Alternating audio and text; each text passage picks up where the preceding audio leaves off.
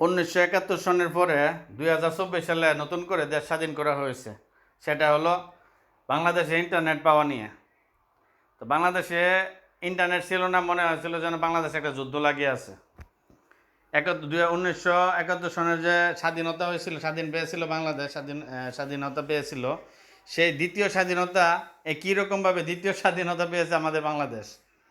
এখন বাংলাদেশে দ্বিতীয়বারের মতো স্বাধীনতা পাইছে। বাংলাদেশে ইন্টারনেট আসার পর আমাদের দ্বিতীয় স্বাধীনতা পাইছি। আসলে আমরা যারা ইন্টারনেট, সোশ্যাল মিডিয়া এবং অনলাইন জগতে যারা ছিলাম, এক সপ্তাহ যাবৎ অনলাইন ছিল না, মনে হয় যেন আমরা একটা যুদ্ধের ময়দানে বসবাস করতেছি, যুদ্ধের মধ্যেই আছি।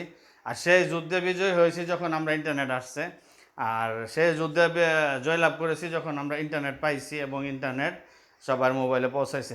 যদিও এখনও সবার মোবাইলে পৌঁছায় নাই, তো আশা করি 2-1 দিনের মধ্যে নেট পৌঁছায় যাব। তো আমরা আলহামদুলিল্লাহ দ্বিতীয়বারের মতো দেশ স্বাধীন করেছি। ধন্যবাদ সবাইকে।